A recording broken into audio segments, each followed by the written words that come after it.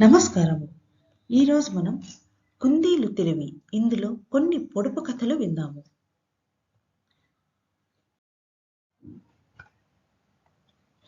కుందేలు ఒకరోజు ఊరికి బయలుదేరింది. దారిలో సింహం ఎదురైనది.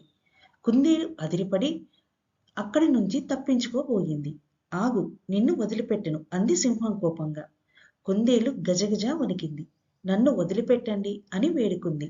అయితే నేనడిగే పొడుపు కథకు విడుపు చెప్పు, వదిలిపెడతాను అంది.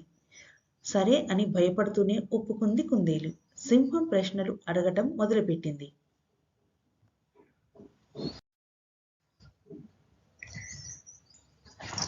తెల్లటి పొలంలో నల్లటి విత్తనాలు చేత్తో చల్లుతారు, నోటితో ఏరుతారు, ఏమిటవి అని అడిగింది సింహం. అక్షరాలు అని చెప్పింది కుందేలు. తెల్లటి పొలములో నల్లటి విత్తనాలు చేత్తో చల్లుతారు, నోటితో ఏరుతారు, ఏమిటవి? అక్షరాలు. చెయ్యని కుండ, పొయ్యని నీళ్లు, వెయ్యని సున్నం, తియ్యగా నుండు, అదేమిటి అని అడిగింది సింహం. కొబ్బరికాయ. చెయ్యని కుండ, పొయ్యని నీళ్లు, వెయ్యని సున్నం, తియ్యగా నుండు. ఈ పొడుపు కథ సమాధానం కొబ్బరికాయ.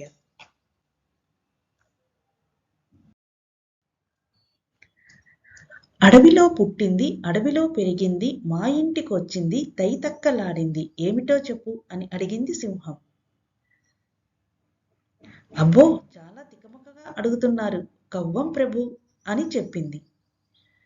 అడవిలో పుట్టింది, అడవిలో పెరిగింది, మా ఇంటికి వచ్చింది, తైతక్కలాడింది. ఈ పొడుపు కథ సమాధానం కవ్వం. తోక ఉంటుంది, జంతువు కాదు, ఆకాశంలో ఎగురుతుంది, విమానము కాదు, ఏమిటో చెప్పు అని అడిగింది సింహం. కుందేలు టక్కున గాలిపటం అని చెప్పింది. తోక ఉంటుంది, జంతువు కాదు, ఆకాశంలో ఎగురుతుంది, విమానం కాదు. ఈ పొడుపు కథ సమాధానం గాలిపటం.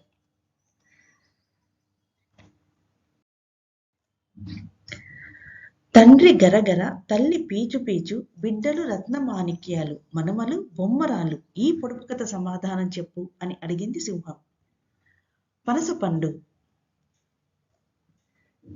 అంతులేని చెట్టుకు 60 కొమ్మలు, కొమ్మ కొమ్మకు కోటి పూలు, అన్ని పువ్వుల్లో రెండే 2 కాయలు, ఏమిటో చెప్పు అని అడిగింది సింహం.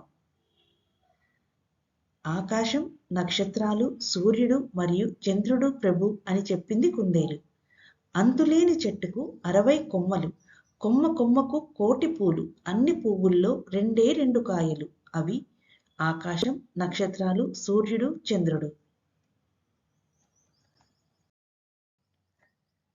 సింహం, చిన్నదానివైనా చాలా తెలివిగల సమాధానాలు చెప్పావు, నిన్ను వదిలేస్తున్నా, వెళ్ళు అని అనింది.